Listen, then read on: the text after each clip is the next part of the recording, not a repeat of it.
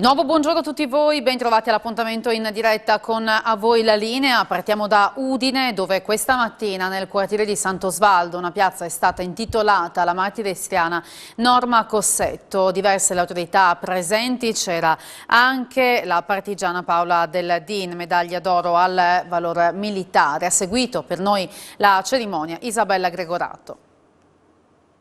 Si è appena conclusa a Sant'Osvaldo la cerimonia di intitolazione di questa nuova rotonda a Norma Cossetto, una cerimonia molto partecipata, molto sentita. Con noi il sindaco di Udine Pietro Fontanini. Era importante dedicare a Norma Cossetto una parte della città, come d'altra parte avete fatto in altre occasioni per altri personaggi.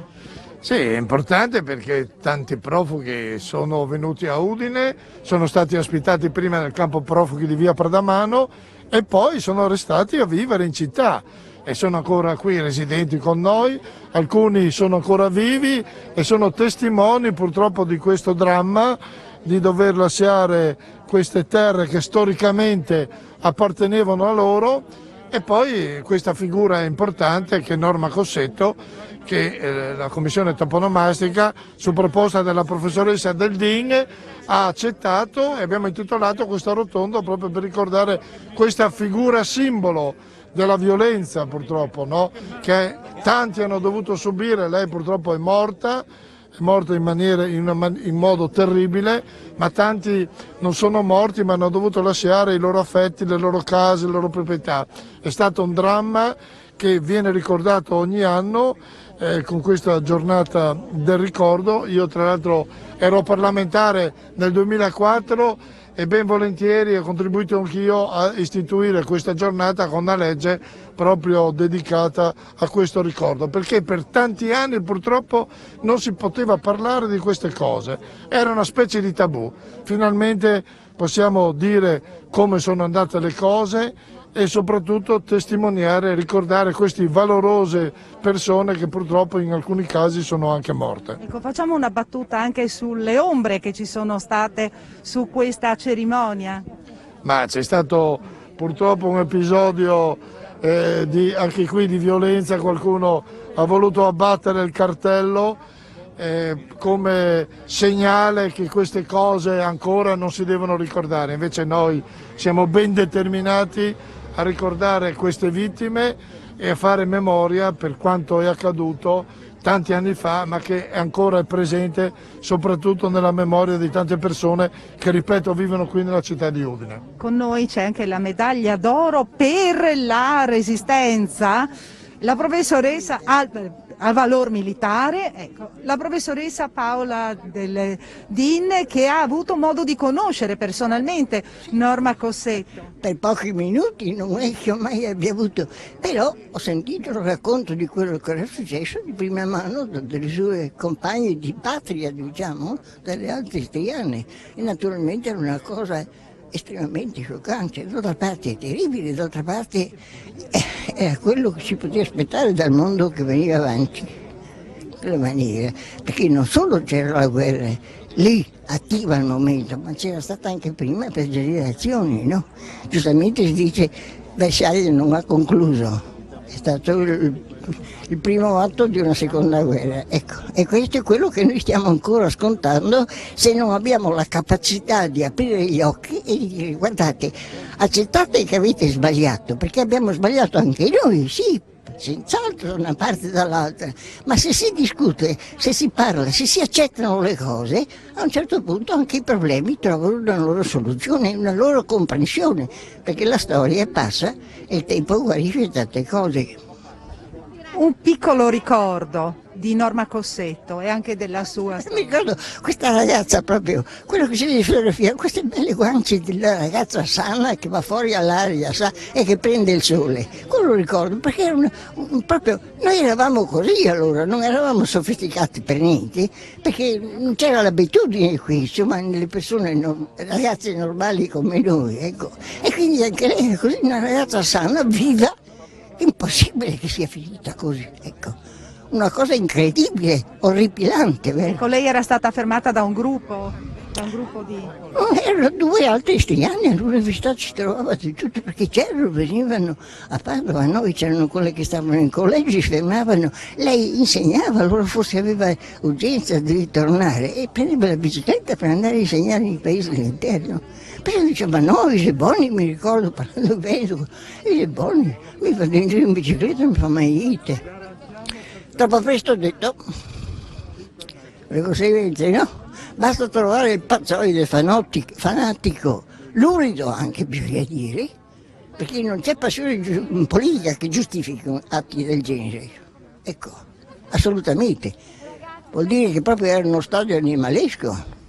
Del resto abbiamo visto tante volte, guardi qua anche noi a Pozzuto che cosa abbiamo avuto. Non stiamo a divagare ancora anche quella storia perché anche quello è un processo grosso e grave. Ecco. Ringraziamo la professoressa Paola del DIN per questa sua testimonianza e qui da Sant'Osvaldo è tutto, linea allo studio. Grazie Isabella, ci spostiamo a Pordenone dove il Parco Galvani è pronto a rifarsi il look entro l'estate. Il progetto è stato presentato questa mattina. Il parco più amato di Pordenone è il Parco Galvani, pronto a rifarsi il look. Assessore Cairoli, insomma, quali sono le novità che ci dobbiamo attendere e che state preparando per quest'area verde di Pordenone? Prima novità in assoluto, perché è la prima volta per Pordenone, non così all'estero o in altre realtà, è la sparizione della recinzione. Per cui il parco che entra nella città e la città che entra nel parco. Questo sicuramente è la novità assoluta. L'area giochi messa in sicurezza, i bambini avranno il loro spazio sia per utilizzarli che per saltare e correre e la realizzazione di percorsi, cioè i vialetti esistenti, non verranno realizzati nuovi percorsi e pavimentati con un prodotto, si chiama calcestruzzo permeabile, non è assolutamente una cementificazione e consente però il passaggio di carrozzine, carrozzelle, persone con disabilità, col bastone, persone anziane e tutte. Stessa misura e stessi vialetti, nessuna riduzione della parte verde. Ecco, appunto sulla parte verde interverrete in qualche modo, ma poi ci sarà una ripiantumazione degli alberi. Allora, il progetto iniziale prevedeva l'abbattimento di 91 alberi, è stata fatta una modifica con l'introduzione anche di un tecnico che ha fatto una valutazione ante e una valutazione in cantiere e poi verrà fatta la valutazione a fine lavori delle piante e l'intervento si è ridotto a solo 5 piante. Che vengono sostituite, anzi ne vengono sostituite in eccesso perché in alcuni punti le piante mancavano, per cui a fronte appunto di un iniziale 91 abbattimenti ci troveremo con circa un centinaio di piante. È prevista anche una pista ciclabile? È prevista la pista ciclabile che collega direttamente da Martiri Concordiesi tutto sul lato del parco appunto verso Via Dante, non sarà più necessario attraversare e si collegherà con le piste già esistenti. Sarà doppia, per cui ci sarà la parte per i pedoni, anche questo è materiale drenante che ha consentito anche questo intervento la salvaguardia delle piante esistenti. I tempi? I tempi per giugno saremo nel parco. Sindaco, per quanto riguarda Parco Galvani, la novità di questa recinzione, quindi un parco aperto, ecco, qualcuno magari ha qualche timore sul fronte della sicurezza, ecco come interverrete lì, come si sorveglierà, insomma. Beh, Parco Galvani è una delle aree verdi più amate e più frequentate dai pordenonesi. Il tempo però aveva inesorabilmente lasciato i suoi segni, c'era necessità di un forte restyling, abbiamo intercettato le risorse attraverso un bando nazionale e oggi mettiamo in opera, mettiamo a frutto questi finanziamenti per creare nuovi percorsi, nuova illuminazione, telecamere, un'area giochi più funzionale, percorsi che siano fruibili anche da persone disabili, da anziane o mamme con la carrozzina, quindi dovrebbe essere una vittoria di tutta la città. Non ci sarà più la recinzione per consentire che ci sia permeabilità tra la città e parco, ma non è che si può rinunciare alla funzionalità e alla bellezza perché si ha la sensazione, la percezione della paura. Se qualche malintenzionato entrerà nel parco sarà compito delle forze dell'ordine allontanarlo, dall'altro lato se fosse chiuso non si potrebbe fruire, quindi noi non possiamo rinunciare alla bellezza per la preoccupazione, quindi ripeto, con la presenza anche delle telecamere e di una nuova illuminazione la fruibilità in sicurezza deve essere garantita. E poi insomma anche un'arma in più per il PAF e per i tanti eventi che si possono fare in questo parco. Assolutamente, le aree verdi in questi anni sono state anche luogo per manifestazioni culturali e l'intenzione è quella di ampliarle, di renderle ancora più belle e anche più numerose. Quindi il parco come luogo di incontro e di relazione. Il PAF è un unicum, un'eccellenza che abbiamo a Pordenone, che tra l'altro si sta distinguendo per la capacità di intercettare, di vincere bandi nazionali dal punto di vista artistico. La possibilità di poterlo utilizzare anche in orari non convenzionali, quindi la sera, aumenta anche la percezione della sicurezza. Dall'altro lato i parchi sono anche luoghi di salute in cui si va a correre, a camminare, senza avere sempre la tagliola dell'orario di apertura e di chiusura. Quindi direi che sarà un nuovo modo di vivere i parchi come succede in altre parti d'Europa. E noi tra poco ci rivediamo con la seconda parte di A voi la linea. A Tavagnacco e caccia al vincitore di 51.000 euro grazie a un 5 al Super Enalotto, e con Davide Vicedomini siamo andati alla ricevitoria di Piazza di Prampero. 50.000 euro, Super Enalotto, un 5, quando l'avete scoperto? Ma attraverso un cliente stamattina presto che mi ha dato questa notizia. Bella. È lo stesso cliente che ha vinto?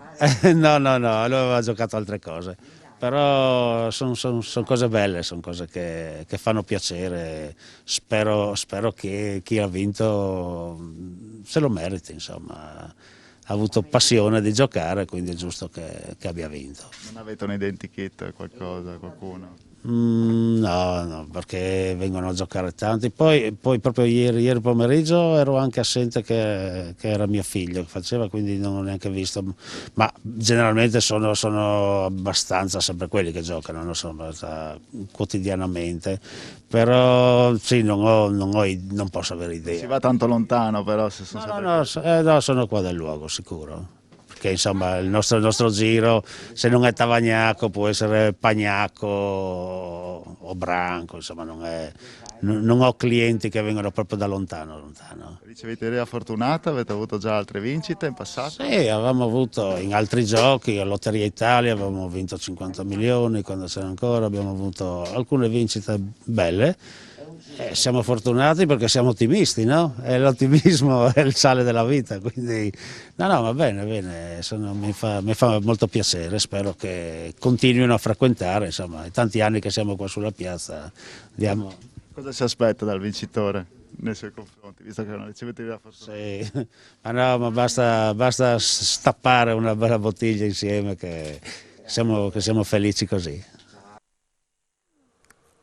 Potrebbe concretizzarsi in primavera l'OPA lanciata da Sparkasse su Civibank. Questa è l'indicazione che è emersa dai vertici della Cassa di risparmio di Bolzano, che hanno approvato i dati preliminari del bilancio 2021 con un utile netto consolidato a oltre 72 milioni di euro. Abbiamo sentito il presidente e l'amministratore delegato della Banca Altoatesina.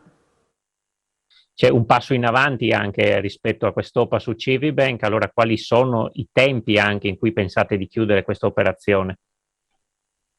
Ma noi siamo confidenti che le autorità di vigilanza entro fine marzo possono darci un parere, l'autorizzazione, no? E quindi c'è ancora Consob qualche giorno e poi si potrebbe avviare l'offerta coi primi d'aprile.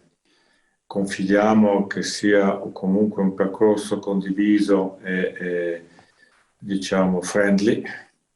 Siamo in contatto con Civibank, con l'alta dirigenza, la presidenza, diciamo in un clima sereno. Ovviamente ci sono delle riserve, delle domande di alcuni di loro, cui cerchiamo di dare risposte e confidiamo che possa essere un percorso fatto insieme. Comunque l'OPA si porterà comunque in fondo, quindi noi confidiamo che sia appunto, come abbiamo detto, amichevole e che si capisca il plus valore che si crea per tutti, per i territori, per i circuiti sociali e economici locali, quindi anche del Friuli, per i dipendenti, per i stakeholder.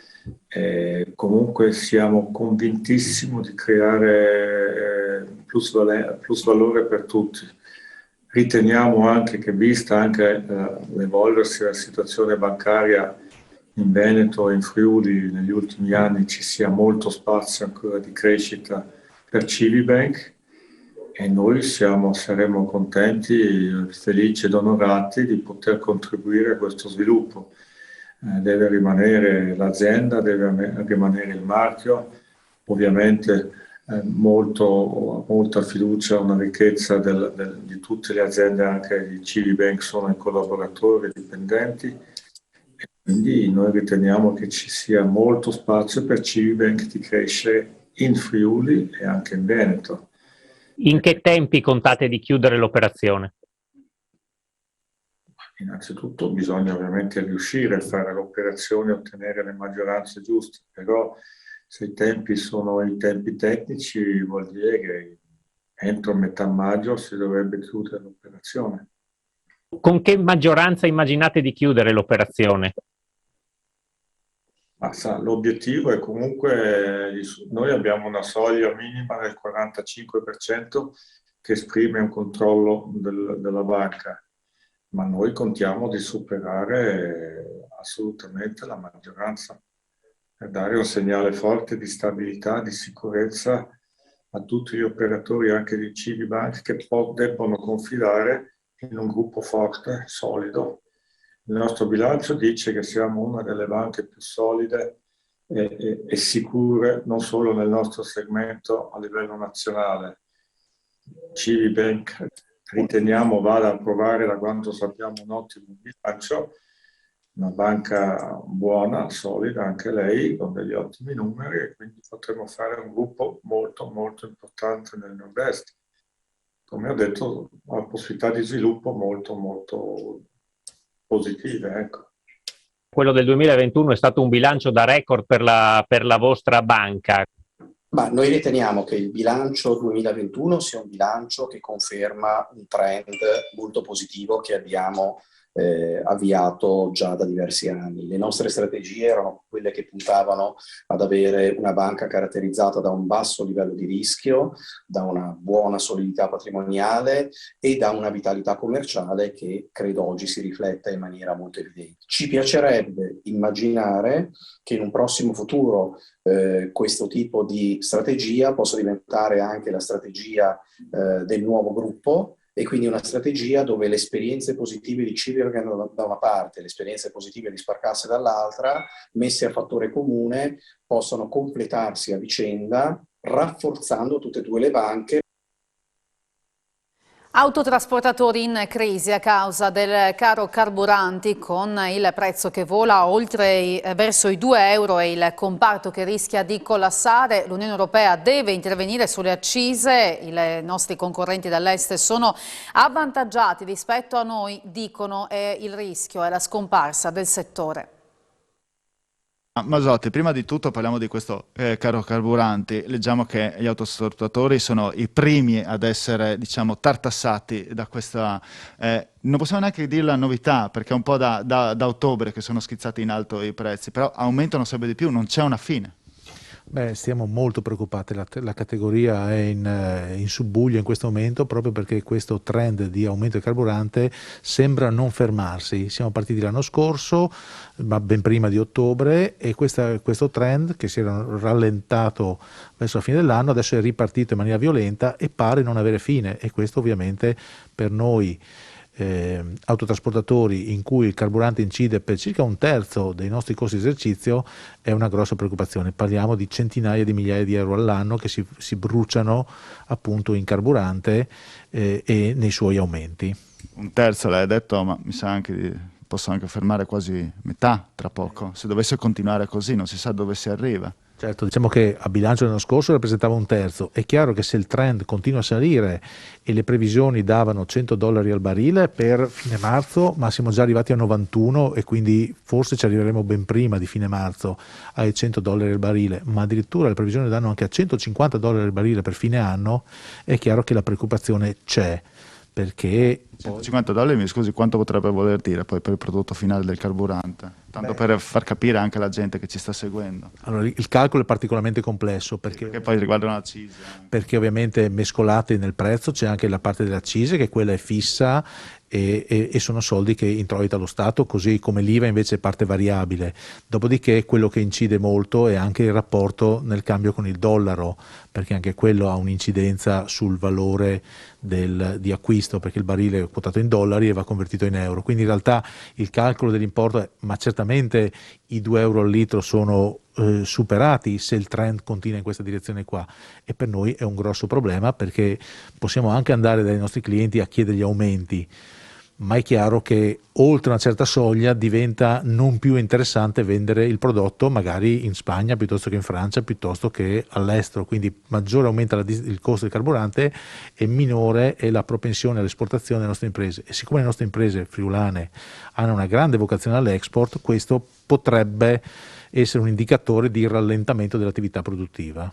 Nello stesso tempo ci sono tantissime imprese straniere invece che arrivano proprio, conosciamo, questa è un'arteria logistica anche dal centro-est Europa, con aziende che magari approfittano dall'estero, che hanno del carburante, pensiamo alla Slovenia, Austria, abbiamo visto in questi giorni anche attraverso i nostri servizi, in cui costa anche di meno, di essere noi i primi svantaggiati ed essere percorrere poco, vedere poco ancora di più nelle nostre autostrade, gli autotrasportatori italiani, vedere sempre di più quelli che arrivano dal centro-est Europa, una concorrenza che diventa sempre più, possiamo dire, sleale quasi, insomma, siamo in Europa ma alla fine le differenze ci sono. Certo, questo è un tema, quello delle accise in particolare, che da anni noi come categoria stiamo sollevando. L'Unione Europea è assente su questo argomento perché ha in vigore una direttiva che non uniforma le accise nei vari paesi, anzi crea proprio una distinzione Stato per Stato, e questo è contro il principio dell'Unione Europea, che vorrebbe uniformare anche appunto la misura del limone.